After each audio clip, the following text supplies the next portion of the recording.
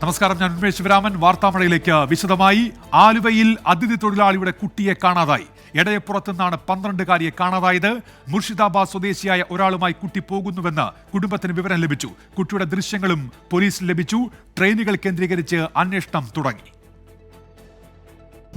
അതിപ്പോൾ നമുക്ക് 7 മണിക്ക് ശേഷമാണ് മിസ്സിംഗ് ആണെന്ന് പറഞ്ഞ് എൻ്റെ മാതാവ് പോലീസ് സ്റ്റേഷൻ വരുന്നത്. പിന്നെ അതിനിടയിൽ തന്നെ 1-2 പേര് സ്റ്റേഷനോട് വിളിച്ച് വിവരങ്ങൾ പറഞ്ഞു.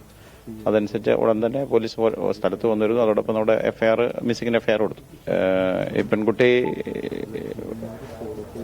ഇവിടുന്ന് സ്ഥലത്തുനിന്ന് പോയിട്ടുള്ളതായിട്ടാണ് മനസ്സിലാകുന്നത്. ഈ സ്ഥലത്തുനിന്ന് പോയിട്ടുള്ളതായിട്ടാണ് മനസ്സിലാക്കുക. മാത്രമല്ല, പുതിയതായിട്ട് എൻ്റെ മദറിന് ഒരു ഇൻഫർമേഷൻ നാട്ടിൽ നിന്ന് കൊടുത്തത്, നാട്ടിൽ തന്നെയുള്ള ഒരു പയ്യൻ വിളിച്ചവർക്ക് ഇൻഫർമേഷൻ കൊടുത്തു. ഒരു പയ്യനോടൊപ്പം തന്നെ നാട്ടിലോട്ട് പോയിക്കൊണ്ടിരിക്കാനുള്ള ഇൻഫർമേഷനാണ് അവർക്ക് കൊടുത്തത്. അതിപ്പോൾ നമ്മൾ വെരിഫൈ ചെയ്തിട്ട് റെയിൽവേ അലർട്ടെല്ലാം കൊടുത്തു. എല്ലാ സ്റ്റേഷനുകളിലേക്കും പാസ് ചെയ്യുന്ന പോകുന്ന ഇൻഫർമേഷൻ കൊടുത്തിട്ടുണ്ട്. അതോടൊപ്പം തന്നെ നമ്മുടെ ഒരു പാർട്ടി പിന്തുടരുന്നു. CCTV പെൺകുട്ടി വീട്ടിൽ നിന്ന് ഇറങ്ങി ഒരുങ്ങി റെഡിയായി പോകുന്നു. വാർത്തയുടെ വിശദാംശങ്ങളുമായി ഇപ്പോൾ വിഷ്ണു സുരേഷ് ചേരുന്നുണ്ട് ഈ സംഭവ സ്ഥലത്ത് നിന്ന്. വിഷ്ണു, ഇത് സംബന്ധിച്ച് കുട്ടിയുടെ കുടുംബം നൽകുന്ന വിവരങ്ങൾ എന്തൊക്കെയാണ് വിഷ്ണു? ഉന്മേഷ്, ഞാൻ നിലവിലുള്ളത് എടപ്പുറത്താണ്. എടപ്പുറത്ത് നിന്നാണ് കുട്ടിയെ കാണാതെ. ഏകദേശം 5:30 കൂടിയാണ് സംഭവം നടക്കുന്നത്. 12 വയസ്സ് മാത്രമാണ് പ്രായം. ഏകദേശം 1.5 മാസമായി അവരോട് എത്തിയിട്ട് എന്നുള്ളതാണ് ലഭിക്കുന്ന വിവരം. നിലവിൽ പോലീസുമായി സംസാരിക്കുമ്പോൾ പോലീസിൽ നിന്ന് ലഭിച്ചത് ഈ കുട്ടിയെ ഏകദേശം ലൊക്കേറ്റ് ചെയ്യാനായിട്ടുണ്ട്, ട്രെയിനിലുള്ളാണ് കുട്ടി ഉള്ളത് എന്നൊരു വിവരം ലഭിച്ചിട്ടുണ്ട്. കുട്ടിയുടെ വീട്ടിലേക്ക്, കുട്ടിയുടെ മാതാവാണ് പരാതി നൽകിയത്. മിസ്സിംഗ് കേസ് രജിസ്റ്റർ ചെയ്ത് അന്വേഷണവും ആരംഭിച്ചു. കുട്ടിയുടെ വീട്ടിലേക്ക് ഇതിനിടയിൽ ഒരു ഫോൺ വന്നു. മുർഷിദാബാദ് സ്വദേശിയുമായ ഒരാളുമായി കുട്ടി പോകുന്നു എന്നുള്ളതായിരുന്നു ആ സന്ദേശം. അത് എവിടെ നിന്നാണ് വന്നത് എന്നുള്ളത് പോലീസ് പരിശോധിക്കുകയാണ്. ഈ കുട്ടിയെ ഇവിടുന്ന് പോകുന്ന ഘട്ടത്തിൽ കണ്ട ദൃക്സാക്ഷി നമ്മളോടൊപ്പം ചേരുകയാണ്. ചേട്ടാ, എന്താണ് സംഭവം കണ്ടത്? ഞാൻ താഴ്ന്നു വരുന്ന സമയത്ത് ഈ കുട്ടിയും ഈ ആള് നമ്മളോട് വർത്താനം പറഞ്ഞ് സംസാരിക്കേണ്ടത്. ഞാൻ അവിടെ വണ്ടി നിർത്തി ചോദിച്ചു, എന്താണെന്ന് അവരൊരു നിൽക്കുന്നതിലൊരു പന്തികെടുത്ത് തോന്നിയപ്പോൾ സംസാരിക്കുകയാണ് ചെയ്തത്. അപ്പോൾ അവരൊന്നുമില്ല ഒന്നും പറഞ്ഞാൽ മാറിയത്. എന്നിട്ട് എനിക്ക് സംശയം തോന്നിയിട്ട് കുറച്ചും കയറി വണ്ടി നിർത്തിക്കുമ്പോഴത്തേനും ഈ കൊച്ച് പുറകോട്ട് ഇറങ്ങി ഓടി. ബാക്ക് സൈഡിലേക്ക് ഇറങ്ങി ഓടാനുണ്ട്. അപ്പൊ ഞാൻ നോക്കേണ്ടത് ബാക്ക് സൈഡിലേക്ക് ഇറങ്ങി ഓടുന്നുണ്ട്. അത് കഴിഞ്ഞപ്പോൾ ഇവൻ നേരെ പതുക്കെ ഇറങ്ങി നമ്മുടെ ഈ ഭാഗത്തേക്ക്, എടയപ്പുറം ഭാഗത്തേക്ക് തിരിച്ചു പോകണം. ആ തൊട്ട് പുറകെ അവന്റെ കൂടെ ഉണ്ടായിരുന്ന 3 പേര് നേരെ ഫ്രണ്ടിലേക്ക് നടന്നങ്ങോട്ട് പോവുകയാണ് ചെയ്തത്. വലിയ പ്രായമുള്ള ആളുകളായിരുന്നു. ആണുങ്ങളെല്ലാം പ്രായമുള്ളായിരുന്നു. കൊച്ചധികം പ്രായമില്ലാത്ത ആളാണ്. നല്ല പ്രായമുണ്ട്. ഏകദേശം കണ്ടാൽ ഒരു 22 വയസ്സ് 21 വയസ്സൊക്കെ ഉള്ള പ്രായമുള്ള ആളുകളാണ്. അതിനുശേഷം ചേട്ടൻ വീട്ടുകാരോട് ആരോടെങ്കിലും പറയുന്നില്ല? ഞാൻ പറഞ്ഞായിരുന്നു. ഞാൻ ഇപ്പൊ തന്നെ ചേട്ടൻ നമ്മുടെ ഇക്കാരടുത്ത് വിളിച്ചു പറഞ്ഞു. രണ്ടാമത് പോയി അവരെ വീട്ടിൽ പോയി അന്വേഷിക്കുകയും ചെയ്തിട്ടുണ്ടായിരുന്നു. വീട്ടിൽ ചെന്ന് പറഞ്ഞിരുന്നു എന്താണ് സംഭവിച്ചത്? വീട്ടിൽ ചെന്ന് പറയല്ല. വീട്ടിൽ ചെന്നപ്പോൾ വാടകയ്ക്ക് കൊടുത്തിരിക്കണ അവിടെ ഒരു പുള്ള മോനൊക്കെ ഉണ്ട്. അപ്പൊ ഞാൻ പറഞ്ഞു, ഇങ്ങനെ ഒരു പുള്ള ഈ പെണ്ണുള്ള ഇവിടുന്ന് ഇറങ്ങിപ്പോയി ആരാണ്ട് പിടിക്കാൻ ചെന്നിട്ട് ഇതകത്തേക്ക് ഓടിപ്പോകുന്നു കരഞ്ഞുകൊണ്ട്. അത് അന്വേഷിക്കാൻ വന്നപ്പോൾ അവളെ ഞാൻ കണ്ട്. അവളുടെ അടുത്ത് ചോദിച്ചപ്പോൾ അവൾക്ക് ഭാഷയൊന്നും അറിയില്ല, ബംഗാളി മാത്രമേ അറിയുള്ളൂ. അപ്പോൾ ഇവർക്കും വലിയ താല്പര്യമില്ലാത്ത കാരണം ഞാൻ ഇങ്ങോട്ട് പോന്നു. പക്ഷേ ഈ 3 പേര് ഇവരെ കൊണ്ടുപോകണം. 3 വരെ 3 മണി വരെ ഞാനിവിടെ കാണുന്നുണ്ട്. അതുവരെ അധികപ്പറ്റാണെന്ന് എനിക്ക് തോന്നിയിട്ട് ഞാൻ പലരെയും നോക്കി അതിനെ പിടിച്ചിട്ടുണ്ട് പൊട്ടിക്കാൻ. പക്ഷെ ആരെയും കിട്ടിയില്ല. അത് കാരണം ഞാനും അങ്ങനെ എന്തോ പ്രായം അത് പറ്റൂലല്ലോ. അത് കാരണം ഞാനതിന് നിന്നില്ല. അങ്ങനെ പോയി കഴിഞ്ഞപ്പോഴാണ് അറിയണത് സംഗതി അത് പെശകാർന്നെന്നുള്ളത്.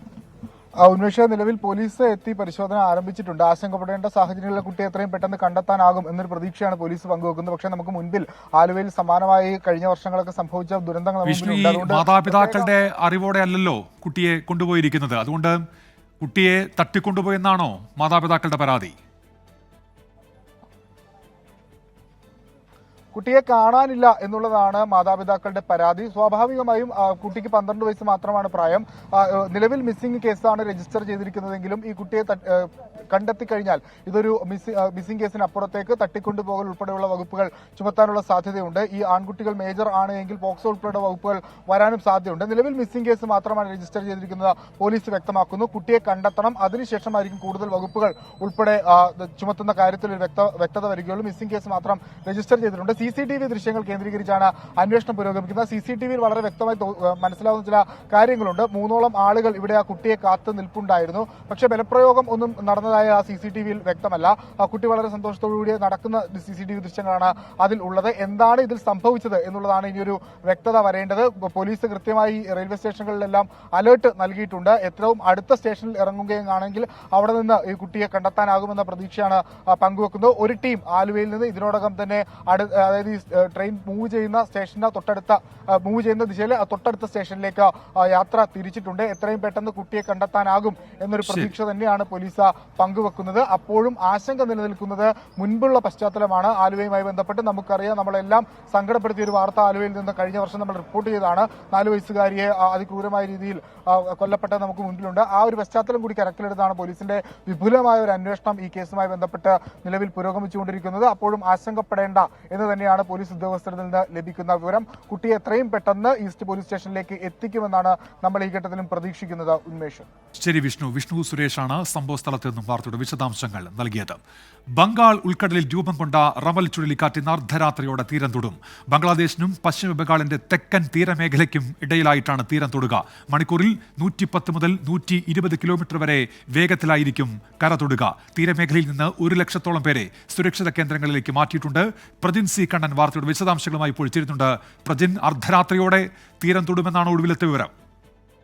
ഉന്മേഷ്, തീർച്ചയായിട്ടും അർദ്ധരാത്രി ഏതാണ്ട് ഒരു 3 മണിക്കൂറിൽ തന്നെ ഈ കരതൊട്ട് തുടങ്ങും റമൽ എന്നാണ് ഇപ്പോൾ ലഭിക്കുന്ന വിവരങ്ങൾ. ദിവസങ്ങൾക്ക് മുൻപ് ബംഗാൾ ഉൾക്കടലിൽ രൂപം കൊണ്ട ന്യൂനമർദ്ദമാണ് അത് ശക്തി പ്രാപിച്ച് പിന്നീട് റമൽ എന്ന ചുഴലിക്കാറ്റായി മാറിയത്. റമൽ എന്നാൽ അറബിക്കിൽ മണൽ എന്നാണ് അർത്ഥം. അങ്ങനെ ആ അർത്ഥം വരുന്ന പദമാണ് അതിന് ഉപയോഗിച്ചിരിക്കുന്നത്. അപ്പോൾ നിലവിലത് വടക്കൻ മേഖല, വടക്ക് പടിഞ്ഞാറൻ മേഖലയിലേക്കാണ് അതിന്റെ ഒരു സഞ്ചാരഗതി ഉള്ളത്. അങ്ങനെയെങ്കിൽ ഇപ്പോൾ നേരത്തെ ഉന്മേഷ് പറഞ്ഞതുപോലെ ബംഗ്ലാദേശിനും ഒപ്പം ബംഗാളിന്റെ തെക്കൻ മേഖലയ്ക്കും ഇടയിലായിട്ടായിരിക്കും അത് കരതൊടുമ്പോൾ നേരെ സൂചിപ്പിച്ചതുപോലെ തന്നെ 110 മുതൽ മണിക്കൂറിൽ 120 കിലോമീറ്റർ വേഗത്തിലായിരിക്കും കാറ്റ് കരതൊടുക. ആ മേഖലയുള്ളവർക്കെല്ലാം തന്നെ ജാഗ്രത നിർദ്ദേശം നൽകിയിട്ടുണ്ട്. പ്രത്യേകിച്ചും തീരമേഖലയായ ഹുബ്ലി, ഹൗറ, കൊൽക്കത്ത ഒപ്പം കിഴക്കൻ മേദിനിപൂർ മേഖലകളിലെല്ലാം തന്നെ കനത്ത ജാഗ്രത നിർദ്ദേശം നൽകിയിട്ടുണ്ട്. അവിടെയുള്ള ആൾക്കാരോട് ഒഴിഞ്ഞു പോകാൻ നേരത്തെ ആവശ്യപ്പെട്ടിരുന്നു. ഒപ്പം തന്നെ ഇപ്പോൾ തന്നെ ആ മേഖലയിൽ ആകെ ശക്തമായ കാറ്റും മഴയും അനുഭവപ്പെടുന്നുണ്ട് എന്ന ഏറ്റവും പുതിയ വാർത്തകൾ കൂടി ഈ ഘട്ടത്തിൽ പുറത്തു വരുന്നുണ്ട്. എല്ലാ സുരക്ഷാ ക്രമീകരണങ്ങളും ഏർപ്പെടുത്തിയിട്ടുണ്ട്. ഇതിനോടകം 14 NDRF സംഘങ്ങളെയാണ് ഈ തെക്കൻ തീരത്തേക്ക്, അതായത് പശ്ചിമ ബംഗാളിന്റെ തെക്കൻ മേഖലയിലേക്ക് വിന്യസിച്ചിരിക്കുന്നത്. ഒപ്പം തന്നെ അടുത്ത സംസ്ഥാനങ്ങളായ ത്രിപുര, ഒഡീഷ ഇവരുടെ മേഖലയിലേക്കും തീരമേഖലയിലേക്കും ഒപ്പം ജാഗ്രത നിർദ്ദേശം നൽകിയിട്ടുണ്ട്. അല്പസമയം മുൻപാണ് പ്രധാനമന്ത്രി നരേന്ദ്രമോദി ഒരു അവലോകന യോഗം വിളിച്ചു ചേർത്തത്. ആ യോഗത്തിൽ എന്താണ് വരാൻ പോകുന്ന കാലാവസ്ഥ, ഒപ്പം തന്നെ എത്രമാത്രം സുരക്ഷാ ക്രമീകരണങ്ങൾ ഏർപ്പെടുത്തിയിട്ടുണ്ട് ഓരോ മേഖലയിലും എന്ന കാര്യങ്ങൾ ഉദ്യോഗസ്ഥർ വിവരിക്കുകയും ചെയ്തു. അങ്ങനെ എല്ലാ രീതിയിലും സജ്ജമായിട്ടുണ്ട്. അപ്പോൾ വലിയ പ്രശ്നങ്ങളില്ലാതെ കാറ്റ് കടന്നു പോകും. കര തൊട്ട് കഴിഞ്ഞാൽ വളരെ പെട്ടെന്ന് തന്നെ അത് ശക്തി ക്ഷയിച്ച് അത് ദുർബലമായി പോകും എന്നാണ് ഇപ്പോൾ കാലാവസ്ഥാ വിദഗ്ധർ അറിയിച്ചിരിക്കുന്നത്. ഉന്മേഷ്. ശരി പ്രജിൻ സി കണ്ണനാണ് വിവരങ്ങൾ നൽകിയത്. മൂന്നാറിൽ അക്രമാസക്തമായി പടയപ്പ 2 കാറുകൾ ആക്രമിച്ച കാട്ടാന യാത്രക്കാർക്ക് നേരെ പാഞ്ഞെടുത്തു. മൂന്നാർ കല്ലാർ റോഡിലാണ് പടയപ്പ ഇറങ്ങിയത്. ദൃശ്യങ്ങളിലേക്ക് ആദ്യം.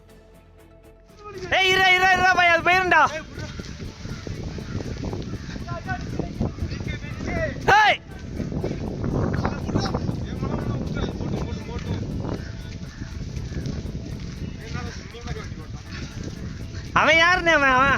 அவனாண்ணே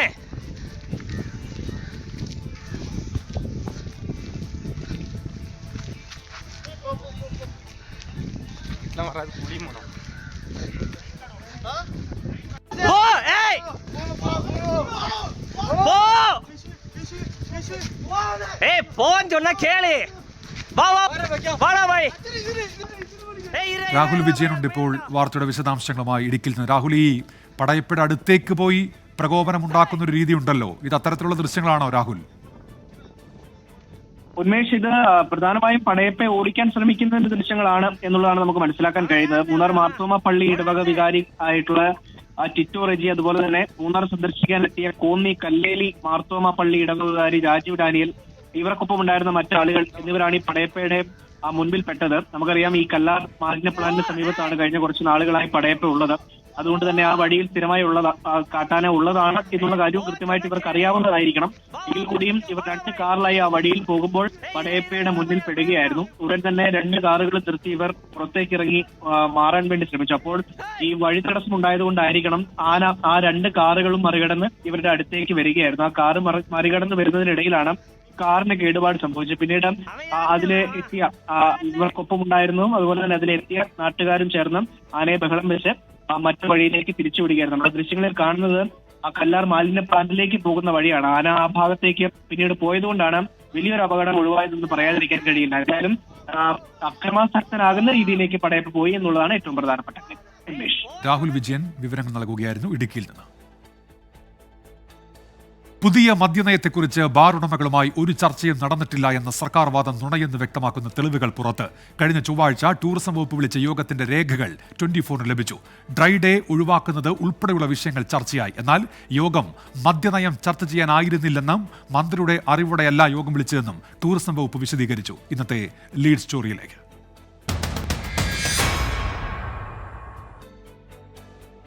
മദ്യനയം അനുകൂലമാക്കുന്നതിന് പണപ്പിരിവ് നിർദ്ദേശിച്ചുള്ള ബാർ ഉടമ അനിമോന്റെ ശബ്ദരേഖ പുറത്തുവന്നതിന് പിന്നാലെ മദ്യനയത്തിൽ ചർച്ചകൾ നടന്നിട്ടില്ലെന്നായിരുന്നു മന്ത്രി MP രാജേഷിന്റെ പ്രതികരണം. എന്നാൽ മെയ് 21-ന് ടൂറിസം ഡയറക്ടർ വിളിച്ച യോഗത്തിന്റെ വിവരങ്ങളാണ് ഇന്ന് പുറത്തുവന്നത്. യോഗ വിവരം അറിയിച്ച് യോഗത്തിന്റെ ഓൺലൈൻ ലിങ്കും ചേർത്ത് ടൂറിസം ഡെപ്യൂട്ടി ഡയറക്ടർ ഇമെയിൽ അയച്ചിരുന്നു. ബാർ ഉടമകൾ, ഹോം സ്റ്റേ ഉടമകൾ തുടങ്ങിയ ടൂറിസം രംഗവുമായി ബന്ധപ്പെട്ടവരാണ് നയമാറ്റത്തിനുള്ള നിർദ്ദേശങ്ങൾ നൽകാനുള്ള യോഗത്തിൽ പങ്കെടുത്തത്. യോഗത്തിന്റെ ഏക അജണ്ട മദ്യനയമാറ്റം മാത്രമായിരുന്നു. ഡ്രൈ ഡേ ഒഴിവാക്കുന്നതും ബാറുകളുടെ പ്രവർത്തന സമയം കൂട്ടുന്നതും ഉൾപ്പെടെ ബാർ ഉടമകൾ യോഗത്തിൽ ആവശ്യമുന്നയിച്ചു. ആവശ്യങ്ങൾ പരിഗണിക്കാമെന്ന യോഗത്തിൽ ഉദ്യോഗസ്ഥർ മറുപടിയും നൽകി.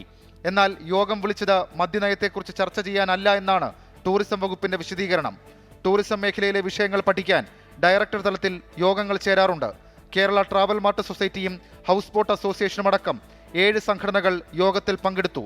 ടൂറിസം മന്ത്രിയുടെ നിർദ്ദേശപ്രകാരമല്ല യോഗം വിളിച്ചതെന്നും ടൂറിസം ഡയറക്ടർ പുറത്തിറക്കിയ വാർത്താക്കുറിപ്പിൽ പറയുന്നുണ്ട്. ബാർ ഉടമ അനിമോന്റെ ശബ്ദരേഖയിൽ സർക്കാർ നിർദ്ദേശപ്രകാരം എക്സൈസ് ഇന്റലിജൻസും അന്വേഷണം ആരംഭിച്ചു. 24 തിരുവനന്തപുരം.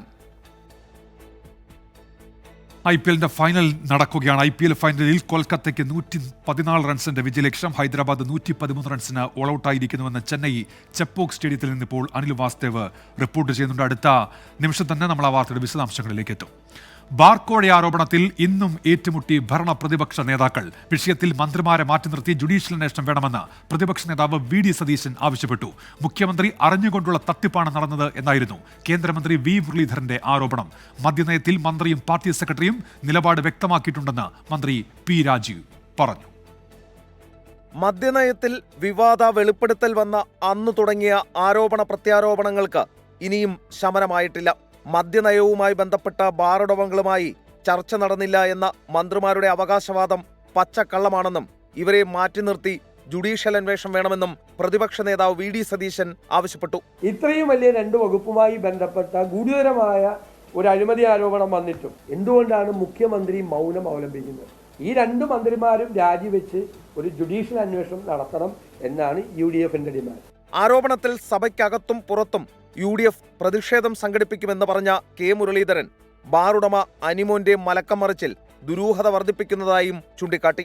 അനിമോനെ കൊണ്ട് ഈ സ്റ്റേറ്റ്മെന്റ് സർക്കാരിന്റെ ഏജന്റുമാർ തന്നെ എഴുതി തയ്യാറാക്കി ഇന്നലെ കൊടുത്താണെന്നാണ് ഞങ്ങൾ വിശ്വസിക്കുന്നത്. ഇന്നലത്തെ സ്റ്റേറ്റ്മെന്റോടുകൂടെ കുറെ കൂടെ ദുരൂഹത വർദ്ധിച്ചിരിക്കുക.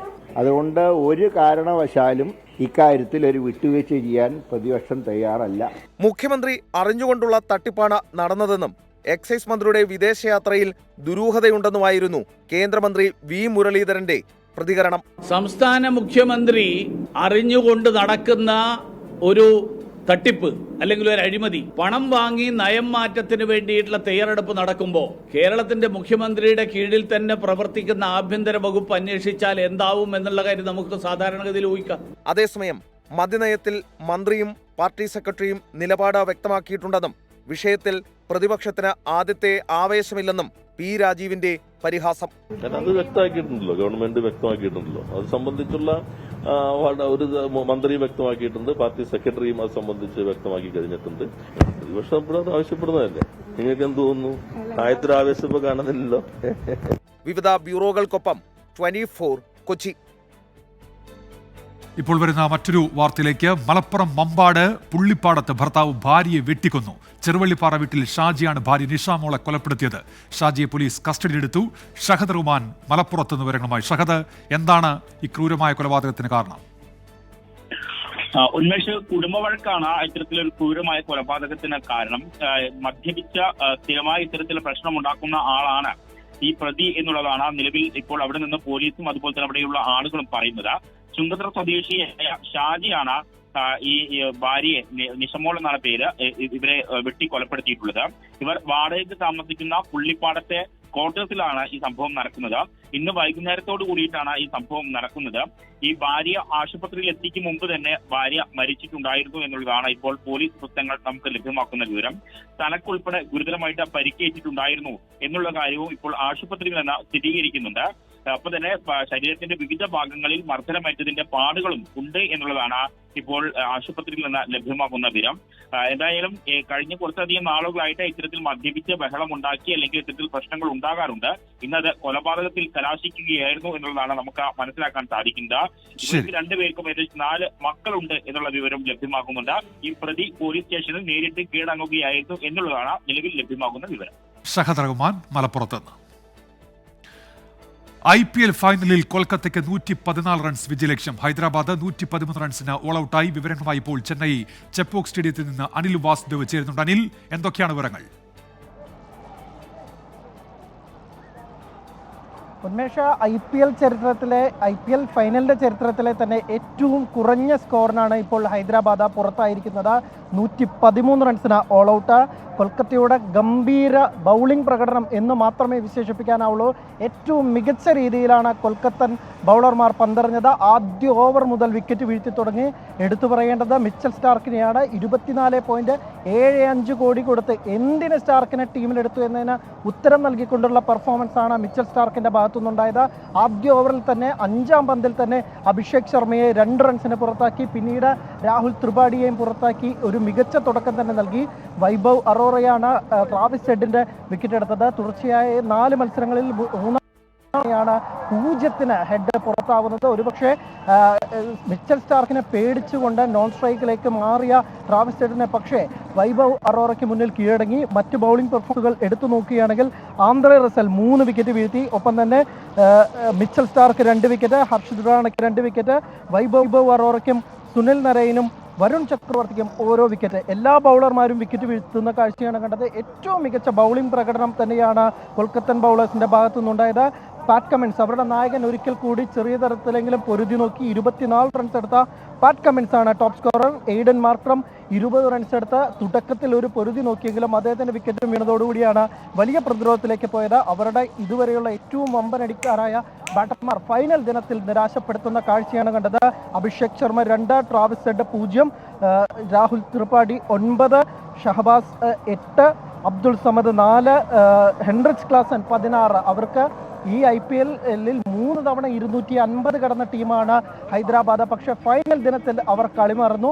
അതോടുകൂടി IPL ഫൈനലുകളുടെ ചരിത്രത്തിലെ ഏറ്റവും കുറഞ്ഞ സ്കോറിൽ പുറത്താവുകയാണ് ഇപ്പോൾ ഹൈദരാബാദ്. ഇതിനു മുമ്പ് ഉണ്ടായിരുന്നത് ചെന്നൈയുടെ പേരിലാണ്. 125 റൺസിന് 9 വിക്കറ്റ് എന്നത് 2013-ൽ മുംബൈ ഇന്ത്യൻസിനെതിരായ ഫൈനലിലെ സ്കോറായിരുന്നു. ചെന്നൈയുടെ പേരിലുള്ളായിരുന്നു ഏറ്റവും കുറഞ്ഞ സ്കോർ. പക്ഷേ അതിനും താഴെ ചെന്നൈയുടെ മണ്ണിൽ വെച്ച് തന്നെ അങ്ങനെ ഒരു സ്കോറിലാണ് ഇപ്പോൾ ഹൈദരാബാദ് പുറത്തായിരിക്കുന്നത്. ഇനി കൊൽക്കത്തയ്ക്ക് കിരീടത്തിലേക്ക് വേണ്ടത് 114 റൺസിന്റെ അകലം മാത്രം. 114 റൺസ് എടുത്താൽ 3-ാം കിരീടം കൊൽക്കത്തയ്ക്ക് ലഭിക്കും. 2014-ന് ശേഷം 10 വർഷത്തെ കാത്തിരിപ്പിനൊടുവിൽ അങ്ങനെ കൊൽക്കത്തയെ കാത്തിരിക്കുന്നുണ്ട് കിരീടം. വെറും 114 റൺസിനകലെ.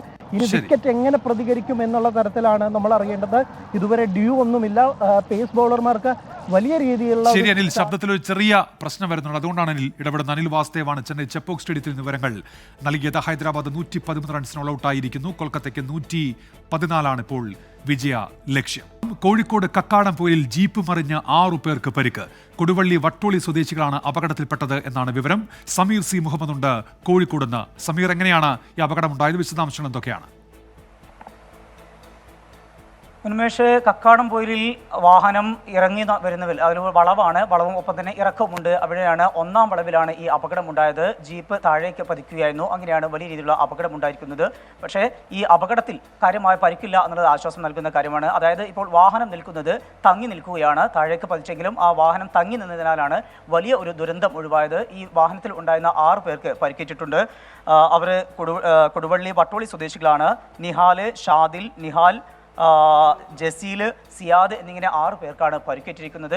ആരുടെയും പരിക്ക് ഗുരുതരമല്ല. ഒരാളുടെ മൂക്കിന് പരിക്കുണ്ട്, അതുപോലെ തന്നെ പോറലേറ്റിട്ടുണ്ട്, ശരീരത്തിൽ മുറിവുകളുണ്ട്. പക്ഷേ ആരുടെയും ഗുരുതരമായ പരിക്കല്ല എന്നുള്ളത് ആശ്വാസം നൽകുന്ന കാര്യമാണ്. ഈ സംഭവം അറിഞ്ഞ ഉടൻ തന്നെ നാട്ടുകാരെല്ലാം തന്നെ എത്തുകയും വളരെ വേഗത്തിൽ ആശുപത്രിയിലേക്ക് എത്തിക്കാനും കഴിഞ്ഞു. ഇപ്പോൾ അവരെ മുക്കത്തെ ഒരു സ്വകാര്യ ആശുപത്രിയിലേക്ക് മാറ്റിയിരിക്കുകയാണ്, മുക്കത്തെ സ്വകാര്യ മെഡിക്കൽ കോളേജിലേക്ക് മാറ്റിയിരിക്കുകയാണ്. അവിടെ പരിശോധന എല്ലാം തന്നെ പൂർത്തിയായിട്ടുണ്ട്. അവർക്ക് പ്രാഥമിക ചികിത്സ മാത്രം നൽകിയാൽ മതി, മറ്റു തരത്തിലുള്ള അപകടങ്ങളൊന്നും തന്നെ ഉണ്ടായിട്ടില്ല എന്നാണ് ആശുപത്രി അധികൃതർ നൽകുന്ന വിവരം. ഏതായാലും വാഹനം ഇപ്പോൾ ഈ ഇതിന്റെ ചുരത്തിന്റെ ഭാഗത്ത് തങ്ങി നിന്ന ഒരു പശ്ചാത്തലത്തിലാണ് വലിയ ഒരു അപകടം ഒഴിവായത്. അത് ആശ്വാസം നൽകുന്ന കാര്യമാണ്. ഉന്മേഷ്, സമീർ, ആരുടെങ്കിലും പരിക്ക് ഗുരുതരമുള്ളതാണോ? ഉന്മേഷ്, 6 പേരിൽ 6 പേരാണ് ഉണ്ടായിരുന്നത്. 6 പേരുടെയും പരിക്ക് ഗുരുതരമല്ല. അതിൽ ഒരാൾക്ക് മൂക്കിന് പരിക്കുണ്ട്. എന്നാലും അതൊരു പ്രാഥമിക ചികിത്സ മാത്രം നൽകിയാൽ മതി, മറ്റു തരത്തിലുള്ള ഒരു പ്രശ്നങ്ങളൊന്നും തന്നെ ഇല്ല എന്നാണ് ആശുപത്രി അധികൃതർ നൽകുന്ന വിവരം. ഈ സംഭവം അത് ഇറക്കം ഇറങ്ങി വരികയാണ്. വളവ് തിരിഞ്ഞ് ഇറക്കം ഇറങ്ങി വരുന്നതിനിടയിൽ വാഹനത്തിന്റെ നിയന്ത്രണം നഷ്ടമാകുകയായിരുന്നു. അങ്ങനെയാണ് അത് താഴേക്ക് പതിച്ചത്. താഴേക്ക് പതിച്ചുവെങ്കിലും മറ്റു തരങ്ങളിലേക്ക്, അതായത് വാഹനം അവിടെ നിന്ന് തങ്ങി നിന്ന ഒരു സാഹചര്യമാണുള്ളത്. ആ തങ്ങി നിന്നതുകൊണ്ടാണ് വലിയ ഒരു ദുരന്തം ഒഴിവായത്. താഴേക്ക് പതിക്കുകയായിരുന്നു എങ്കിൽ അത് വലിയൊരു ദുരന്തമായി മാറുമായിരുന്നു. പക്ഷേ അത് അവിടെ തങ്ങി നിന്നു. അതിൻ്റെ പിന്നാലെ തന്നെ ഈ സംഭവം അറിഞ്ഞ ഉടൻ രക്ഷാപ്രവർത്തനം സജീവമായി. നാട്ടുകാരുടെയും അതുപോലെ തന്നെ അവിടെയുള്ള സന്നദ്ധ പ്രവർത്തകരുടെയൊക്കെ സാന്നിധ്യത്തിലായിരുന്നു അതിൻ്റെ രക്ഷാപ്രവർത്തനം. ഉടൻ തന്നെ 6 പേരെയും മുക്കത്തെ സ്വകാര്യ മെഡിക്കൽ കോളേജിലേക്ക് മാറ്റി. ഇപ്പോൾ അവർക്ക് പ്രാഥമിക ചികിത്സ നൽകിയിട്ടുണ്ട്.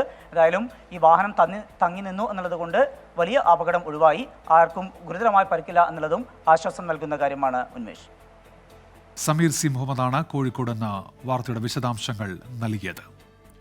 തിരുവനന്തപുരം നെയ്യാർ ഡാമിൽ നടന്ന KSU ക്യാമ്പിലെ സംഘർഷത്തിൽ സംസ്ഥാന നേതൃത്വത്തിന് വൻ വീഴ്ചയെന്ന റിപ്പോർട്ട്. അന്വേഷണ സമിതിയുടെ പ്രാഥമിക റിപ്പോർട്ടിന്റെ വിശദാംശങ്ങൾ 24-ന് ലഭിച്ചു.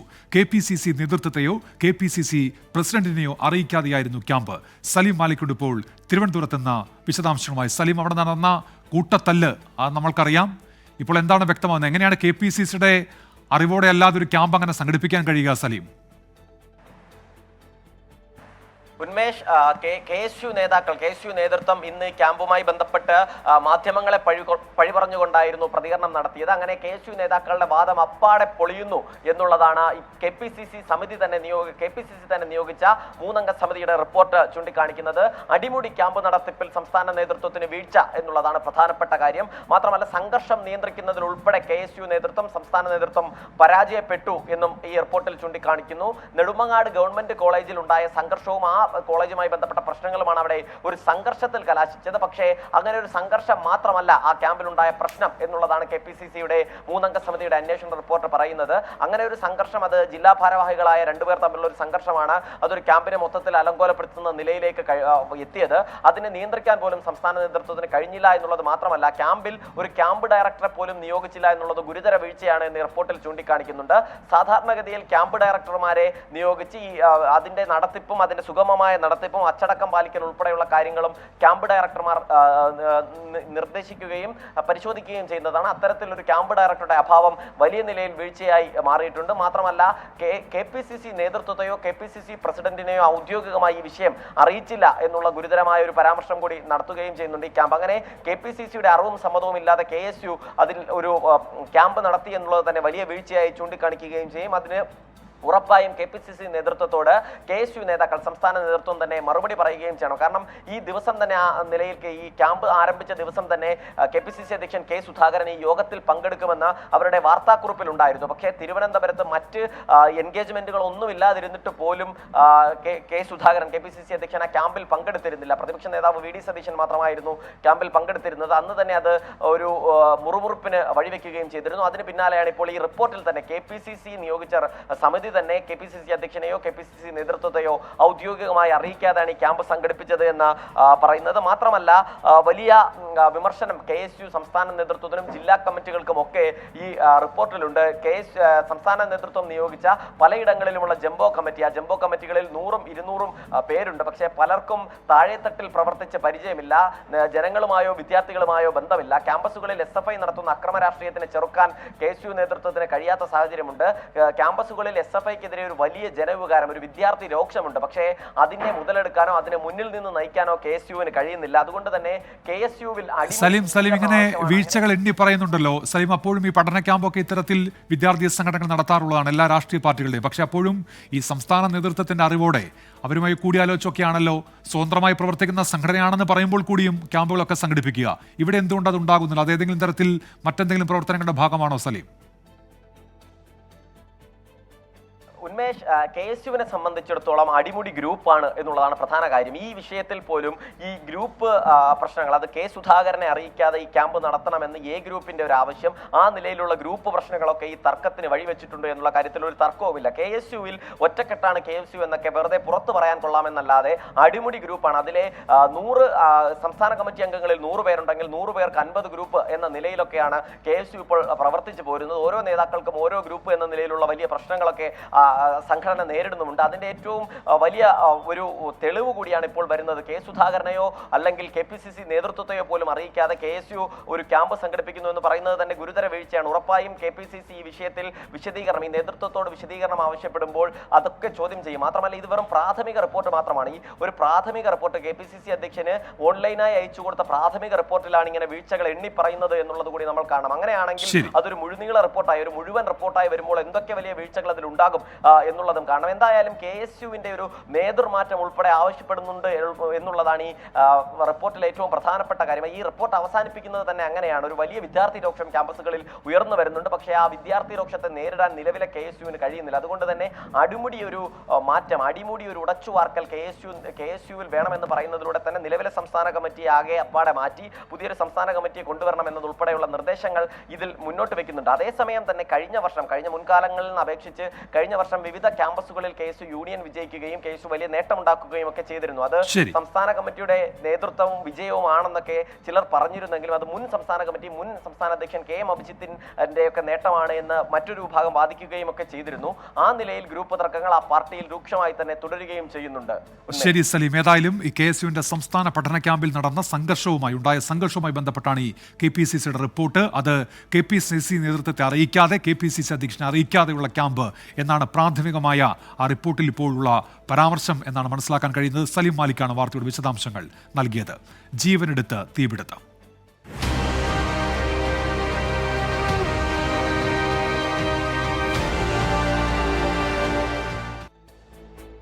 ഡൽഹി വിവേക് വിഹാറിലെ ആശുപത്രിയിലുണ്ടായ തീപിടുത്തത്തിൽ മരിച്ചത് 3 പെൺകുട്ടികളും 4 ആൺകുട്ടികളും. നിയമം ലംഘിച്ച് പ്രവർത്തിച്ചു വന്ന ആശുപത്രിയുടെ ഉടമയെ പോലീസ് മനഃപൂർവ്വമല്ലാത്ത നരഹത്യാ കുറ്റം ചുമത്തി അറസ്റ്റ് ചെയ്തു. ഓക്സിജൻ കാലി സിലിണ്ടറുകളിൽ നിറയ്ക്കാനുള്ള ശ്രമമാണ് അപകടത്തിൽ കലാശിച്ചത്. ഡോക്ടർ നവീൻ കിച്ചിയാണ് പിടിയിലായത്. മനഃപൂർവ്വമല്ലാത്ത നരഹത്യ ഉൾപ്പെടെയുള്ള ചാർജുകൾ ചുമത്തിയാണ് അറസ്റ്റ്. അന്വേഷണം പുരോഗമിക്കുകയാണെന്നും കൂടുതൽ അറസ്റ്റുകൾ ഉണ്ടാകുമെന്നും ഡൽഹി പോലീസ് വ്യക്തമാക്കി. തീപിടുത്തത്തിൽ ജീവൻ നഷ്ടമായ കുഞ്ഞുങ്ങളുടെ വിവരങ്ങളും അധികൃതർ പുറത്തുവിട്ടു. മരിച്ചത് 3 പെൺകുഞ്ഞുങ്ങളും 4 ആൺകുഞ്ഞുങ്ങളും അടക്കം 7 കുഞ്ഞുങ്ങൾ. 15 ദിവസം മുതൽ 25 ദിവസം വരെ പ്രായമായവരാണ് കുട്ടികൾ. മരിച്ച കുഞ്ഞുങ്ങളുടെ ഭൗതിക ശരീരം ബന്ധുക്കൾക്ക് കൈമാറി. വിളിച്ചുവരുത്തിയ അപകടമായിരുന്നു ഡൽഹി വിവേക് വിഹാറിലേത്. റോഡരികിൽ കടമുറികളായി പ്രവർത്തിച്ചിരുന്ന കെട്ടിടം രൂപം മാറ്റി ആശുപത്രിയാക്കുകയായിരുന്നു. വ്യവസ്ഥകൾ പ്രകാരമുള്ള സ്ഥലലഭ്യത ഇവിടെ ഉണ്ടായിരുന്നില്ല.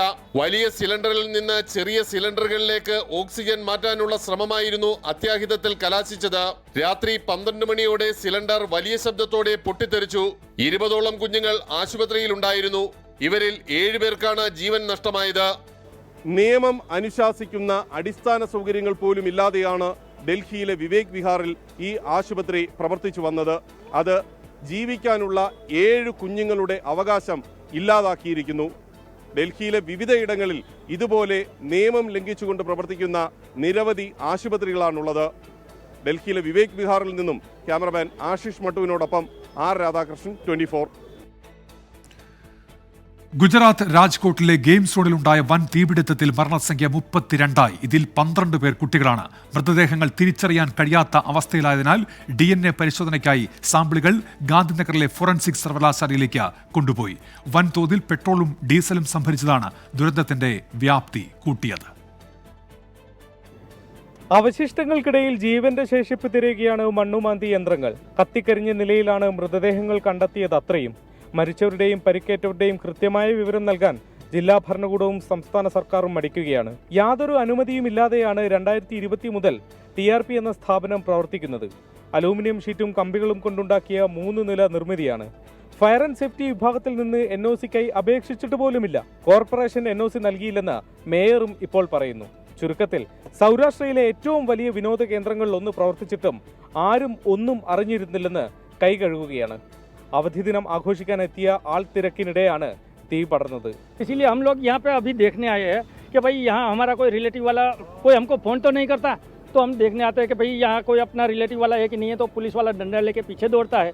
और जब ये इतना बड़ा कारोबार चल रहा था तब किसी ने किसी का सेफ्टी के बाबत कुछ नहीं देखा था। सेफ्टी तो देखा ही नहीं था, साइन कर दिया, नोट लाओ पीछे जेब में डालो और चल जाओ। AC-യിൽ നിന്നാണ് തീ പടർന്നതെന്ന് കരുതുന്നു. വൻതോതിൽ സംഭരിച്ചു വെച്ച ഇന്ധനം അത് ആളിക്കത്തിച്ചു. ജനറേറ്ററിനായി 2000 ലിറ്റർ ഡീസൽ, ഗോ കാർട്ടിംഗ് കാറുകൾക്കായി 1500 ലിറ്റർ പെട്രോൾ എന്നിവ കരുതിയിരുന്നു. പക്ഷേ തീ പിടിച്ചാൽ നിയന്ത്രിക്കാനുള്ള സംവിധാനങ്ങളൊന്നും സ്ഥാപനത്തിലില്ല. उसमें कोई पुलिस वाला पकड़ता नहीं है और किसी का कुछ खून खराब हो गया तो उसमें कोई पुलिस वाला ज्यादा ध्यान नहीं देता है. ADGPയുടെ നേതൃത്വത്തിൽ പ്രത്യേക സംഘമാണ് കേസ് അന്വേഷിക്കുന്നത്. രാവിലെ മുഖ്യമന്ത്രി ഭൂപേന്ദ്ര പട്ടേൽ ദുരന്തഭൂമിയിൽ നേരിട്ടെത്തി സ്ഥിതി വിലയിരുത്തി. യാതൊരു അനുമതിയുമില്ലാതെ ഇങ്ങനെ ഒരു സ്ഥാപനത്തിന് കഴിഞ്ഞ 3 വർഷക്കാലം ഇവിടെ പ്രവർത്തിക്കാൻ കഴിഞ്ഞെങ്കിൽ ശിക്ഷാ നടപടി ഈ സ്ഥാപന ഉടമകളിൽ മാത്രം ഒതുങ്ങരുത്. അവർക്ക് ഒത്താശ ചെയ്തവരെ കൂടി നിയമത്തിന് മുന്നിൽ കൊണ്ടുവരണം. രാജ്കോട്ടിൽ നിന്നും വരുൺ വി നാർക്കൊപ്പം ശ്രീനാഥ് ചന്ദ്രൻ, 24. ആലുവ എടയപ്പുറത്തുനിന്ന് കാണാതായ അതിഥി തൊഴിലാളിയുടെ മകളെ കണ്ടുകിട്ടി എന്നുള്ള വാർത്ത ഇപ്പോൾ വരുന്നുണ്ട്.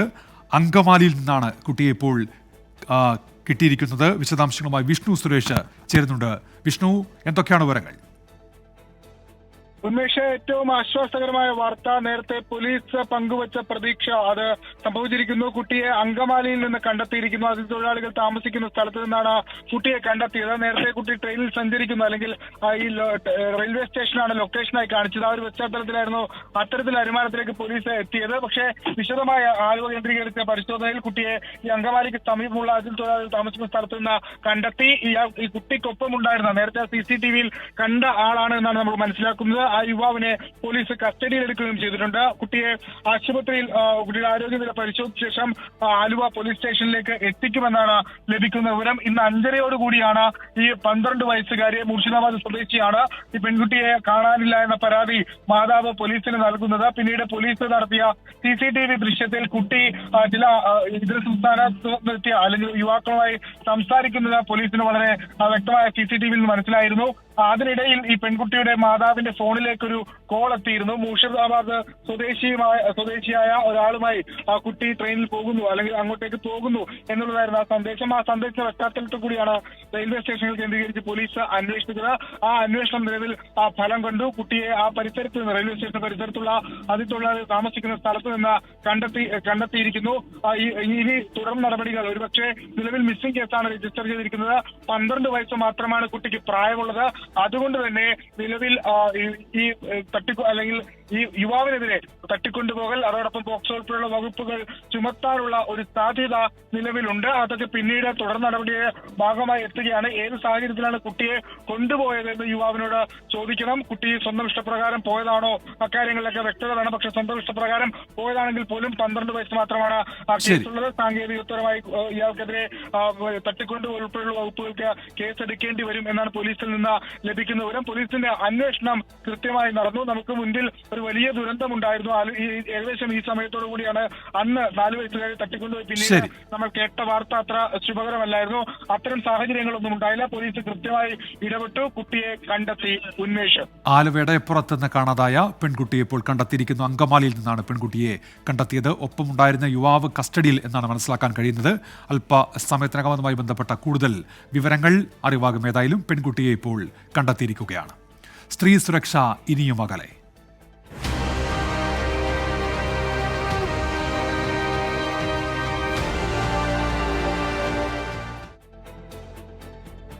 പോലീസ് അക്കാദമിയിൽ വനിതാ ഉദ്യോഗസ്ഥയ്ക്ക് നേരെ ലൈംഗിക അതിക്രമം ഉണ്ടായതായി പരാതി. ഓഫീസർ കമാൻഡന്റ് റാങ്കിലുള്ള ഉദ്യോഗസ്ഥനാണ് യുവതിയോട് അതിക്രമം കാണിച്ചത്. ആരോപണ വിധേയനായ പോലീസ് ഉദ്യോഗസ്ഥനെ താൽക്കാലികമായി ജോലിയിൽ നിന്ന് മാറ്റി നിർത്താനും ഉടൻ അന്വേഷണ റിപ്പോർട്ട് നൽകാനും അക്കാദമി ഡയറക്ടർ നിർദ്ദേശം നൽകി. അക്കാദമി ഡയറക്ടർക്ക് നൽകിയ പരാതിയിൽ ആഭ്യന്തര അന്വേഷണം ആരംഭിച്ചിട്ടുണ്ട്. ഈ മാസം 17 മുതൽ 3 ദിവസം ഓഫീസിൽ വെച്ച് ഓഫീസ് കമാൻഡന്റ് മോശമായി പെരുമാറിയെന്നാണ് യുവതിയുടെ പരാതി. ശരീരത്തിൽ കയറിപ്പിടിക്കുകയും മോശം ഭാഷ ഉപയോഗിക്കുകയും ചെയ്തു.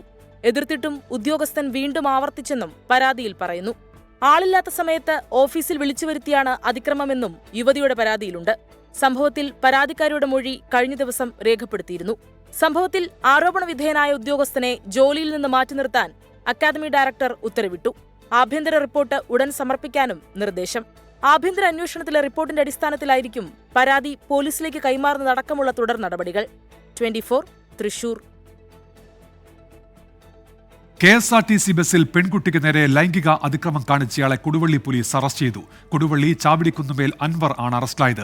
പെൺകുട്ടിയും യാത്രക്കാരും ചേർന്ന് ഇയാളെ തടഞ്ഞുവെച്ച് പോലീസിൽ ഏൽപ്പിക്കുകയായിരുന്നു. ശനിയാഴ്ച രാത്രി 11 മണിയോടെ കുന്നമംഗലത്ത് നിന്നും KSRTC ബസ്സിൽ കയറിയ 22-കാരിക്ക് നേരെ സൗത്ത് കൊടുവള്ളിയിൽ വെച്ചാണ് പ്രതി അതിക്രമം നടത്തിയത്. അറസ്റ്റ് രേഖപ്പെടുത്തിയ ശേഷം താമരശ്ശേരി കോടതിയിൽ ഹാജരാക്കിയ പ്രതിയെ 14 ദിവസത്തേക്ക് റിമാൻഡ് ചെയ്തു. ട്രെയിനിൽ ഫോൺ ചാർജ് ചെയ്യുന്നതിനെ ചൊല്ലിയുള്ള തർക്കത്തിനിടെ വയോധികൻ മോശമായി പെരുമാറിയ സംഭവത്തിൽ പോലീസിനെതിരെ ഗുരുതര ആരോപണവുമായി വിദ്യാർത്ഥിനി. പരാതി നൽകിയിട്ടും തിരുച്ചിറപ്പള്ളി പോലീസ് വേണ്ട നടപടികൾ സ്വീകരിച്ചില്ല എന്ന് വിദ്യാർത്ഥി 24നോട് പറഞ്ഞു. കഴിഞ്ഞ ദിവസം തമിഴ്നാട്ടിലെ വില്ലുപുരത്ത് നിന്ന് കൊല്ലത്തേക്ക് യാത്ര ചെയ്യുന്നതിനിടെയാണ് പോണ്ടിച്ചേരി യൂണിവേഴ്സിറ്റിയിലെ മലയാളി വിദ്യാർത്ഥിനിക്ക് ദുരനുഭവം ഉണ്ടായത്. ചെന്നൈ എഗ്മോർ എക്സ്പ്രസിൽ യാത്ര ചെയ്യുന്നതിനിടെ ഒരേ കമ്പാർട്ട്മെന്റിലുണ്ടായിരുന്ന വയോധികൻ വിദ്യാർത്ഥിയോട് മോശമായി പെരുമാറുകയായിരുന്നു. ഫോൺ ചാർജ് ചെയ്യണമെന്നാവശ്യപ്പെട്ടപ്പോൾ അനുവദിച്ചില്ല. ഫോൺ നിലത്തേക്ക് വലിച്ചെറിഞ്ഞു. പിന്നാലെയായിരുന്നു മർദ്ദനം.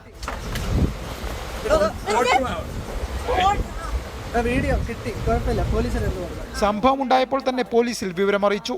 എന്നാൽ ഒരു നടപടിയും ഉണ്ടായില്ല. പ്രതിയെ രക്ഷപ്പെടാൻ സഹായിക്കുകയാണ് തിരുച്ചിറപ്പള്ളി പോലീസ് ചെയ്തതെന്നും വിദ്യാർത്ഥിനി 24നോട്. ഞങ്ങളുടെ കംപ്ലൈന്റ് ബേസിൽ വന്നിട്ടുള്ള പോലീസുകാരാണ് എന്ന് പറഞ്ഞ് 2 പേര് അവിടെ ഉണ്ടായിരുന്നു. അവർ ട്രെയിനിന്റെ ഏറ്റവും മുൻവശത്ത്, അതായത് ജനറൽ കമ്പാർട്ട്മെന്റിന്റെ മുന്നിലായിരുന്നു അവർ നിന്നിട്ടുണ്ടായിരുന്നത്. S3 കമ്പാർട്ട്മെന്റ് എന്ന് മെൻഷൻ ചെയ്താണ് ഞാൻ എൻ്റെ കംപ്ലൈന്റ് രജിസ്റ്റർ ചെയ്തിരിക്കുന്നത്. അന്നേരം പോലീസുകാർ ട്രെയിനിന്റെ മുൻവശത്ത് വന്ന് നിന്നാൽ ഈ പ്രതിക്ക് ഓടിപ്പോവാനുള്ള ഒരു വഴി അവർ തന്നെ തുറന്നു കൊടുക്കുകയല്ലേ. ഈ സ്റ്റേഷൻ എത്തിയ ഉടനെ എടുത്തു ചാടി പുള്ളി ഇറങ്ങി ഓടുന്നത്. ഈ പോലീസുകാർ അന്നേരം പറയുന്നത് അയാൾ ഇനി ഓടിയല്ലോ, ഇനിയിപ്പോൾ ഞങ്ങൾക്ക് എന്ത് ചെയ്യാൻ പറ്റുമെന്നിങ്ങനെ. ഇത് കൃത്യമായിട്ട് ഒരു സീറ്റ് നമ്പർ ഉണ്ടായിരുന്നു. അപ്പോൾ അതുകൊണ്ട് തന്നെ പുള്ളിയുടെ ഡീറ്റെയിൽസ് എന്തായാലും റെയിൽവേയിൽ കാണും. ട്രെയിനിലുണ്ടായ അതിക്രമങ്ങളിൽ നിയമപോരാട്ടം തുടരുമെന്നും വിദ്യാർത്ഥിനി. ഞാൻ റെയിൽ മദതിൽ കൊടുത്ത കംപ്ലൈന്റ് ഞാൻ അത് ക്ലോസ് ചെയ്തിട്ടില്ല. അവർ തന്നെ കംപ്ലൈന്റും ക്ലോസ് ആക്കിയിരിക്കുവാണ്. ഞാൻ ആ കംപ്ലൈൻറ്റും ക്ലോസ് ആക്കിയിട്ടില്ല. അവർ കംപ്ലൈൻറ്റ് ക്ലോസ് ആക്കി അവർ ഇതെല്ലാം കഴിഞ്ഞു എന്നുള്ള രീതിക്കാണ്. TTR ഇതിനിടയ്ക്ക് ഒരിക്കൽ പോലും ആ കമ്പാർട്ട്മെൻറ്റിൽ വന്നിട്ടില്ല. അതേസമയം വിദ്യാർത്ഥിനിയുടെ പരാതിയിൽ റെയിൽവേ പോലീസ് ഇതുവരെ കേസെടുത്തിട്ടില്ല. ട്രെയിനിൽ സുരക്ഷ വർദ്ധിപ്പിക്കുമെന്ന് റെയിൽവേ പറയുമ്പോഴാണ് വീണ്ടും ഒരു പെൺകുട്ടിക്ക് നേരെ കൂടി അതിക്രമമുണ്ടാകുന്നത്. 24 തിരുവനന്തപുരം. നമ്മൾ ആ വാർത്തയിലേക്ക് ഒരിക്കൽ കൂടി പോവുകയാണ്. ആലുവയിൽ നിന്ന് കാണാതായ അതിഥി തൊഴിലാളിയുടെ മകളെ കണ്ടെത്തിയെന്നുള്ള വാർത്തയിലേക്ക്. അങ്കമാലിയിൽ നിന്നാണ് 12-കാരിയെ കണ്ടെത്തിയിരിക്കുന്നത്. വിഷ്ണു സുരേഷ് വീണ്ടും ചേരുന്നുണ്ട് വാർത്തയുടെ വിശദാംശങ്ങളുമായി. വിഷ്ണു, ഈ കുട്ടിയെ ഇപ്പോൾ പോലീസ് എവിടേക്കാണ് എത്തിച്ചുകൊണ്ടിരിക്കുന്നത്? ഈ ഇടയപ്പുറത്തേക്ക് എത്തിക്കുകയാണോ അതോ ഈ പ്രാഥമികമായി വൈദ്യപരിശോധനയുണ്ട് അതിനുശേഷമാണോ? ഉന്മേഷ വൈദ്യപരിശോധനയ്ക്ക് ശേഷം ആലുവ ഈസ്റ്റ് പോലീസ് സ്റ്റേഷനിലേക്ക് എത്തിക്കും എന്നാണ് ലഭിക്കുന്ന വിവരം. നിലവിൽ അങ്കമാലിയിൽ നിന്ന് കുട്ടിയുമായുള്ള സംഘം പുറപ്പെട്ടിട്ടുണ്ട്. അല്പസമയത്തിനകം തന്നെ അവർ ആലുവ പോലീസ് സ്റ്റേഷനിലേക്ക് എത്തും. ഇന്ന് 5 മണിയോടുകൂടിയാണ് സംഭവം ഉണ്ടാകുന്നത്. വലിയ ആശങ്കകൾ ഉണ്ടായിരുന്നു. കാരണം നമുക്ക് ആലുവ മുമ്പിൽ സംഭവിച്ച കാര്യങ്ങളൊക്കെയാണ് ആശങ്കകൾക്ക് പ്രധാനമായും നമ്മളെ അത്തരത്തിൽ ആശങ്കപ്പെടുത്തിയത്. പക്ഷേ പോലീസ് കൃത്യമായി ഈ വിഷയത്തിൽ ഇടപെട്ടു. 5:30 പരാതി ലഭിക്കുന്നു. തുടർന്ന് വിവിധ ടീമുകളായി കേന്ദ്രീകരിച്ച് വിവിധ മേഖലകൾ, ആലുവയുടെ വിവിധ മേഖലകൾ കേന്ദ്രീകരിച്ച് പരിശോധന നടത്തി. ഇതിനിടയിലാണ് കുട്ടിയുടെ മാതാവിന്റെ മൊബൈൽ ഫോണിലേക്ക് വന്ന കോളുമായി ബന്ധപ്പെട്ട് പോലീസ് പരിശോധന നടത്തിയത്. ആ പരിശോധനയിൽ ടവർ ലൊക്കേഷൻ ഏറെക്കുറെ മനസ്സിലായിരുന്നു. അങ്ങനെയാണ് നേരത്തെ ഡിവൈഎസ്പി വ്യക്തമാക്കിയത് റെയിൽവേ സ്റ്റേഷനുകൾ കേന്ദ്രീകരിച്ച് അന്വേഷണം നടക്കുന്നുവെന്ന്. ആ അന്വേഷണത്തിനൊടുവിലാണ് ഈ അങ്കമാലി റെയിൽവേ സ്റ്റേഷൻ സമീപത്തുള്ള അതിഥി തൊഴിലാളികൾ താമസിക്കുന്ന സ്ഥലത്ത് നിന്ന് ഈ പെൺകുട്ടിയെ കണ്ടെത്തിയത്. ഈ പെൺകുട്ടിക്കൊപ്പം ഉണ്ടായിരുന്ന ആളെ പോലീസ് കസ്റ്റഡിയിൽ എടുത്തിട്ടുണ്ട് എന്നാണ് നമുക്ക് ലഭിക്കുന്ന വിവരം. വിശദമായി ചോദ്യം ചെയ്യും ഏത് സാഹചര്യത്തിലാണ് കുട്ടിയെ കൊണ്ടുപോയത്? നേരത്തെ പരിചയമുള്ള ആളാണോ, തട്ടിക്കൊണ്ടുപോയതാണോ, ബലം പ്രയോഗിച്ചു കൊണ്ടുപോയതാണോ? അക്കാര്യങ്ങളിലെല്ലാം ഒരു വ്യക്തത ഇനി വരേണ്ടിയിരിക്കുന്നു. പക്ഷെ ആ ദൃശ്യങ്ങളിലൊന്നും അത്തരം സാഹചര്യങ്ങൾ പോലീസിനെ കണ്ടെത്താനായിട്ടില്ല. കുട്ടി ഇവരെ പരിചയമുള്ളത് പോലെയൊക്കെയാണ് ആ ദൃശ്യങ്ങളിൽ സംസാരിക്കുന്നത്. പക്ഷെ 12 വയസ്സ് മാത്രമാണ് പ്രായം എന്നുള്ളത് ഒരു പ്രധാനപ്പെട്ട ഘടകമായി അവിടെ നിൽക്കുന്നുണ്ട്. നിലവിൽ മിസ്സിംഗ് കേസ് രജിസ്റ്റർ ചെയ്തിരിക്കുന്നു. അതിന് പുറമെ ഇനി പോക്സോ ഉൾപ്പെടെയുള്ള വകുപ്പുകൾ ഒരുപക്ഷെ ചുമത്താനുള്ള സാധ്യത ഉണ്ട്. എന്തായാലും വിശദമായ അന്വേഷണം കേസിൽ ഉണ്ടാകുമെന്ന് പോലീസ് വ്യക്തമാക്കുകയും ചെയ്തു. ആലുവ പോലീസിന്റെ ഈ ഇടപെടൽ ഏറ്റവും പ്രധാനപ്പെട്ടതായി എടുത്തു പറയേണ്ടതാണ്, അഭിനന്ദനാർഹമാണ്. കൃത്യമായ പോലീസ് ഇടപെട്ടിരിക്കുന്നു. വിവിധ ടീമുകളായി കേന്ദ്രീകരിച്ചായിരുന്നു അന്വേഷണം. ആ അന്വേഷണം നേരത്തെ ഡിവൈഎസ്പി സംസാരിക്കുമ്പോൾ പറഞ്ഞിരുന്നുവല്ലോ, ഈ ട്രെയിനിൽ പിന്നാലെ ഒരു സംഘം പോയിട്ടുണ്ട്, അത്തരത്തിൽ ട്രെയിൻ കേന്ദ്രീകരിച്ചുകൊണ്ട് തെരച്ചിൽ. അങ്ങനെ ട്രെയിൻ കേന്ദ്രീകരിച്ചുകൊണ്ട് തെരച്ചിൽ നടത്തുമ്പോഴും മറ്റ് സാധ്യതകൾ കൂടി പോലീസ് പരിശോധിക്കുന്നുണ്ടായിരുന്നു എന്നാണോ വിഷ്ണു? ഉന്മേഷ, ഒരു ടീം മാത്രമല്ല, അതായത് ഈ മൊബൈൽ ഫോണിലേക്ക് ഒരു കോൾ എത്തി, അതായത് തങ്ങൾ മുർഷിദാബാദിലേക്ക് പോകുന്നു എന്ന് പറഞ്ഞായിരുന്നു ആ ഫോൺ കോൾ. ആ ഫോൺ കോളിന്റെ അടിസ്ഥാനത്തിലാണ് ട്രെയിൻ കേന്ദ്രീകരിച്ച അന്വേഷിക്കാൻ വേണ്ടി ഒരു സംഘം പോയത്. അപ്പോഴും ഡിവൈഎസ്പി വ്യക്തമാക്കിയിരുന്നു അത് ആ ഇൻഫർമേഷൻ അങ്ങനെ പൂർണ്ണമായും ഞങ്ങൾ വിശ്വസിക്കുന്നില്ല, പക്ഷേ ഈ നിലവിലെ സാഹചര്യത്തിൽ അത് തള്ളിക്കളയാനുമാകില്ല, അതുകൊണ്ടാണ് ഒരു ടീമിനെ അങ്ങോട്ടേക്ക് അയച്ചിരിക്കുന്നത്. അപ്പോഴും അദ്ദേഹം വ്യക്തമാക്കിയത് ആലുവയുടെ വിവിധ ഭാഗങ്ങൾ കേന്ദ്രീകരിച്ച് അന്വേഷണം നടക്കുന്നുണ്ട് എന്നാണ്. ബസ് സ്റ്റാൻഡുകൾ, റെയിൽവേ സ്റ്റേഷനുകൾ, പ്രത്യേകിച്ച് ഒറ്റപ്പെട്ട് കിടക്കുന്ന പ്രദേശങ്ങൾ, മാർക്കറ്റ് പോലുള്ള സ്ഥലങ്ങൾ, അവിടെയെല്ലാം പോലീസ് വിശദമായി പരിശോധന നടത്തിയിരുന്നു. ആ പരിശോധനയുടെ ഭാഗമായി അങ്കമാലിയിൽ നിന്ന് ഈ പെൺകുട്ടിയെ കണ്ടെത്തി എന്നുള്ളതാണ് നിലവിൽ ലഭിക്കുന്ന വിവരം. കുട്ടിയെ അല്പസമയത്തിനകം തന്നെ ആലുവ പോലീസ് സ്റ്റേഷനിലേക്ക് എത്തിക്കും. ഇനി കേസിന്റെ തുടർ നടപടികൾ എങ്ങനെയായിരിക്കും എന്നുള്ളത് ഒരു പ്രധാനപ്പെട്ട കാര്യമാണ്. മിസ്സിംഗ് കേസ് രജിസ്റ്റർ ചെയ്തു, അതിൽ കൂടുതൽ വകുപ്പുകൾ ഇനി ആഡ് ചെയ്യും എന്നാണ് ലഭിക്കുന്ന വിവരം. കുട്ടിയുടെ ആരോഗ്യസ്ഥിതി പോലീസിന് പരിശോധിക്കേണ്ടതുണ്ട്, മാനസിക സ്ഥിതി പരിശോധിക്കേണ്ടതുണ്ട്. അതെല്ലാം കഴിഞ്ഞിട്ടായിരിക്കും കുട്ടിയെ വീട്ടുകാർക്ക് കൈമാറുക. ഈ കുട്ടി 1 മാസം മാത്രമേ ആയിട്ടുള്ളൂ ഇങ്ങോട്ടേക്ക് എത്തിയിട്ട് എന്നാണ് വീട്ടുടമ പറഞ്ഞത്. ഇവരുടെ മാതാപിതാക്കൾ നേരത്തെ ഇവിടെ ജോലി ചെയ്യുന്നുണ്ട്. കുട്ടിയെ കഴിഞ്ഞ 1 മാസം മുമ്പ് എത്തിച്ചു എന്നുള്ളതാണ് ലഭിക്കുന്ന വിവരം. ഇനി ഇയാൾ ഏത് സാഹചര്യത്തിലാണ് കുട്ടിയുമായി പോയത് എന്നുള്ളതാണ് അറിയാനുള്ളത്. ഉന്മേഷ്. ശരി വിഷ്ണു സുരേഷാണ് വിവരങ്ങൾ നൽകിയത്. കോവിഡിന് ശേഷം ആഗോളതലത്തിൽ മനുഷ്യന്റെ ശരാശരി ആയുർദൈർഘ്യം കുറഞ്ഞെന്ന് ലോകാരോഗ്യ സംഘടന. 71 വയസ്സും 4 മാസവുമാണ് ഒരു മനുഷ്യന്റെ ശരാശരി ആയുർദൈർഘ്യം. ആരോഗ്യത്തോടെയുള്ള ജീവിത കാലയളവ് ശരാശരി 61.9 വയസ്സായി. 1.8 ആയുർദൈർഘ്യത്തിൽ രേഖപ്പെടുത്തിയ കുറവ്. ആരോഗ്യത്തോടെയുള്ള ജീവിത കാലയളവ് 1.5% കുറഞ്ഞു. കോവിഡ് വലിയ തിരിച്ചടിയായത് അമേരിക്കയിലും സൗത്ത് ഈസ്റ്റ് ഏഷ്യയിലുമാണ്. പോസ്റ്റ് കോവിഡ് പ്രശ്നങ്ങളെ തുടർന്ന് മരണനിരക്കിലും വലിയ വർധന രേഖപ്പെടുത്തിയിട്ടുണ്ട്. റിപ്പോർട്ടിലേക്ക്. കോവിഡിന് ശേഷം മനുഷ്യന്റെ ശരാശരി ആയുർദൈർഘ്യത്തിലും ഹെൽത്തി ലൈഫ് എക്സ്പെക്ടൻസിയിലും വലിയ കുറവ് സംഭവിച്ചു എന്നാണ് ലോകാരോഗ്യ സംഘടനയുടെ റിപ്പോർട്ടിൽ പറയുന്നത്. 2019-21 ആഗോളതലത്തിൽ തന്നെ ഒരു മനുഷ്യന്റെ ശരാശരി ആയുർദൈർഘ്യം 1.8% കുറഞ്ഞു. 71 വയസ്സും 4 മാസവുമാണ് ശരാശരി ആയുർദൈർഘ്യം. ഇത് 2012 ശരാശരി ആയുർദൈർഘ്യത്തിന് സമാനമാണ്. അതായത് ഒറ്റയടിക്ക് 10 വർഷം പിന്നിലേക്ക് പോയിരിക്കുന്നു. ഇനി ഇത് രണ്ടും തമ്മിലുള്ള വ്യത്യാസം എന്താണെന്ന് നോക്കാം. ജനനം മുതൽ മരണം വരെ ഒരാൾ എത്ര വർഷം ജീവിച്ചിരിക്കുന്നു എന്നതാണ് ശരാശരി ആയുർദൈർഘ്യം സൂചിപ്പിക്കുന്നത്. ഹെൽത്തി ലൈഫ് എക്സ്പെക്ടൻസി എന്നാൽ ആരോഗ്യത്തോടെ ഒരാൾ ജീവിച്ചിരിക്കുന്ന വർഷങ്ങളുടെ ശരാശരിയാണ്. അങ്ങനെ നോക്കുമ്പോൾ ഹെൽത്തി ലൈഫ് എക്സ്പെക്ടൻസി അഥവാ ആരോഗ്യത്തോടെയുള്ള ആയുർദൈർഘ്യ ശരാശരി 61.9% കുറഞ്ഞു. 1.5% കുറവ് വന്നത്. അതായത് 1 വർഷവും 5 മാസവും കുറവ് ആയുർദൈർഘ്യമാണ്. കോവിഡ് വലിയ തിരിച്ചടിയായത് അമേരിക്കയിലും സൗത്ത് ഈസ്റ്റ് ഏഷ്യയിലുമാണ്. ആയുർദൈർഘ്യത്തിൽ രേഖപ്പെടുത്തിയ കുറവ് 3 വർഷമാണ്. ആരോഗ്യത്തോടെയുള്ള ജീവിത കാലയളവ് 2.5 വർഷമായി കുറഞ്ഞു ആ പ്രദേശങ്ങളിൽ. പോസ്റ്റ് കോവിഡ് പ്രശ്നങ്ങളെ തുടർന്ന് മരണനിരക്കിലും വലിയ വർധന രേഖപ്പെടുത്തിയിട്ടുണ്ട്. ആഫ്രിക്കൻ രാജ്യങ്ങളിൽ കോവിഡ് വ്യാപനം ഏറ്റവും കൂടുതൽ മരണത്തിന് അക്കാലയളവിൽ കാരണമായി. 2019 74% മരണങ്ങളും നോൺ കമ്മ്യൂണിക്കബിൾ ഡിസീസസ് കാരണമാണ്. അതായത് ഹൃദ്രോഗം, മസ്തിഷ്കാഘാതം, ക്യാൻസർ തുടങ്ങിയ പകരാത്ത അസുഖങ്ങൾ, അങ്ങനെയുള്ള സീരിയസ് ആയിട്ടുള്ള ആരോഗ്യ പ്രശ്നങ്ങൾ. 2030 ആഗോളതലത്തിൽ തന്നെ ആരോഗ്യമേഖലയിൽ സുസ്ഥിര വികസനം എന്ന ലക്ഷ്യം കൈവരിക്കാൻ കഴിയില്ല എന്നാണ് ഈ റിപ്പോർട്ടുകൾ സൂചിപ്പിക്കുന്നത്. ലോകാരോഗ്യ സംഘടനാ മേധാവി ടെഡ്രോസ് അഥനം ഇക്കാര്യം സ്ഥിരീകരിക്കുകയും ചെയ്യുന്നു.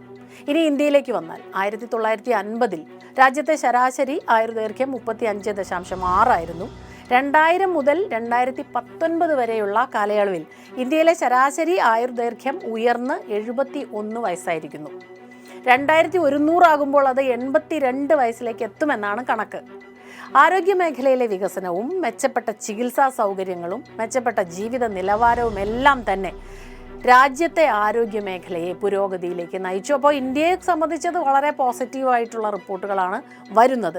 പക്ഷേ ആഗോളതലത്തിൽ ഈ കോവിഡ് വ്യാപനം വലിയ നാശനഷ്ടം, അതായത് ഒരു തിരിച്ചടി ഉണ്ടാക്കിയിരിക്കുന്നു എന്നുള്ളതാണ് ഈ കണക്കുകൾ സൂചിപ്പിക്കുന്നത്. ഇതോടെ വാർത്താമഴ പൂർത്തിയാകുന്നു. ലോകത്തെവിടെയായാലും ഏത് സമയത്തും 24 വാർത്തകളും ഓഗ്മെന്റഡ് റിയാലിറ്റി പാക്കേജുകളും എക്സ്പ്ലെയിനറുകളും വിശദമായി കാണാൻ ഞങ്ങളുടെ യൂട്യൂബ് ചാനൽ നിങ്ങൾക്ക് സബ്സ്ക്രൈബ് ചെയ്യാം.